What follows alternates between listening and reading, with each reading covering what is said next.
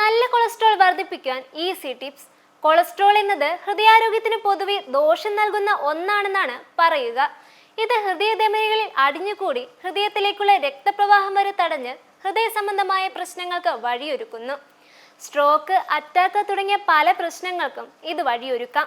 നാം പൊതുവെ കൊളസ്ട്രോൾ ദോഷം എന്ന് പറയുമ്പോഴും ഇതിൽ നല്ല കൊളസ്ട്രോൾ കൂടി വരുന്നുണ്ട്.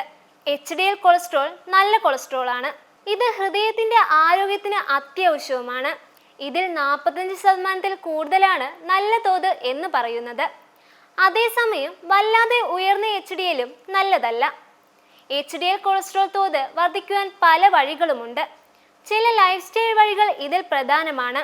ഇവയെക്കുറിച്ചറിയാം. ഒന്നാമതായി, HDL കൊളസ്ട്രോൾ വർധനവിന് സഹായിക്കുന്ന ചില ഭക്ഷണ വസ്തുക്കളുണ്ട്. ഒമേഗ-3 ഫാറ്റി ആസിഡുകൾ ഇതിൽ പ്രധാനമാണ്. ചാള, ചൂര, അയല പോലുള്ള മത്സ്യങ്ങൾ, വാൾനട്ട്സ്, ഫ്ലാക്സീഡുകൾ എന്നിവയെല്ലാം ഇതിൽ പെടുന്നു. രണ്ടാമതായി, വ്യായാമം ചെയ്യുന്നത് ഏറെ നല്ലതാണ്. ഇത് നല്ല കൊളസ്ട്രോൾ കൂടാൻ സഹായിക്കുന്നു. ആഴ്ചയിൽ 5 ദിവസം അരമണിക്കൂർ വീതം വ്യായാമം ഏറെ ഗുണം നൽകുന്നു.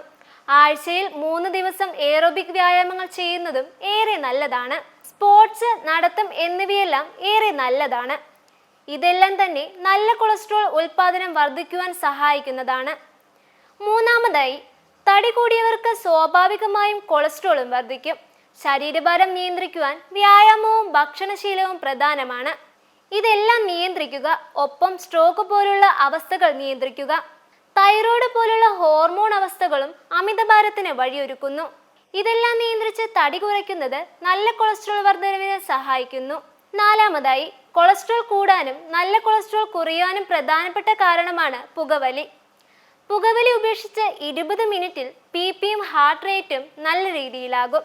പുകവലി ഉപേക്ഷിച്ച് 3 മാസത്തിൽ ബ്ലഡ് സർക്കുലേഷനും ലങ്സിന്റെ പ്രവർത്തനവും സാധാരണഗതിയിലാകും. 1 വർഷത്തിൽ ഹൃദയ സംബന്ധമായ പ്രശ്നങ്ങൾ പകുതിയാകും എന്ന് പറയാം. ഇതുപോലെ മദ്യപാനശീലവും നിയന്ത്രിക്കുക. ഇത് നിർബന്ധമെങ്കിൽ മിതമായി മാത്രം ഉപയോഗിക്കുക.